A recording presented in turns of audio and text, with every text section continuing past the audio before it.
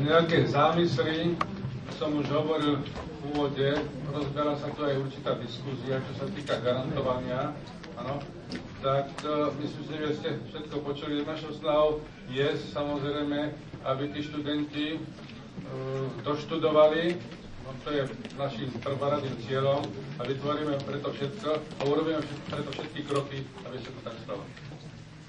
Teraz s pravdepodobnosťou 0,8 alebo 0,99, či to bude, áno, to vám v tejto chvíli nepoviem, ale urobíme všetko preto, áno, aby tí študenti, ktorí sú tu aby povedali doštudovali. Áno, aby sme nemuseli riešiť nejaké prestupy, áno, lebo v konečnom dôsledku pocítite to aj vy a samozrejme aj my.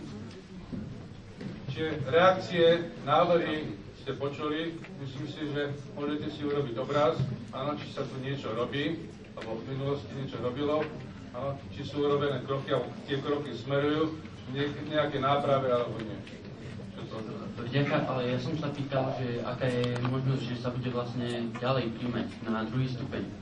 Nie, či budeme môcť ukončiť, ale vlastne, či budeme mať možnosť pokračovať. Čiže vy ste bakalára, no? Áno. A myslím si, že nás je okolo 90, takže ako to zaujíma dosť ľudí. No. V prvom rade musíme mať, alebo akreditačná komisia nám musí prísť správa, áno, aby sme mohli otvoriť druhý stupeň. No. Akým spôsobom to budeme riešiť, alebo chceme riešiť, ste počuli, áno, určité konzultácie a návrhy ste počuli aj z profesora Maku, že akým spôsobom, áno, takisto ste počuli, ako som vám povedal, že určité konzultácie prebiehajú, samozrejme, ten časový horizont,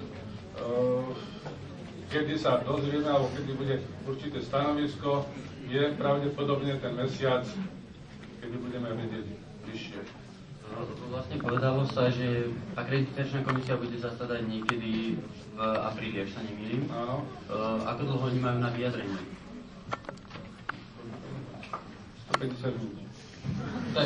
Takže je dosť pravdepodobné, že na druhý stupeň nebudeme prijať. Myslím si, že tá lehota tých 150 dní nebude úplne vyčerpaná, to je aspoň moje také prianie. Áno. Ale vyšší záujem môže byť ten, že sa to nestihne. Ešte raz opakujem, našou snahou a cieľom je, aby vy, ktorí ste, ktorí končíte prvý stupeň, no, aby ste mohli nastúpiť do druhého stupňa, aby ste mohli pokračovať. No. Samozrejme, od toho sa odvíjajú aj ďalšie smerovania, toky a tak ďalej. No, čiže našou snahou je váš študentov tu mať, áno, keď ste už nastúpili na fakultu mechatroniky, aby ste dostudovali nie len ten prvý stupeň, ale aj druhý stupeň, eventuálne pokračovali ďalej. No, urobím preto všetko. Ďakujem.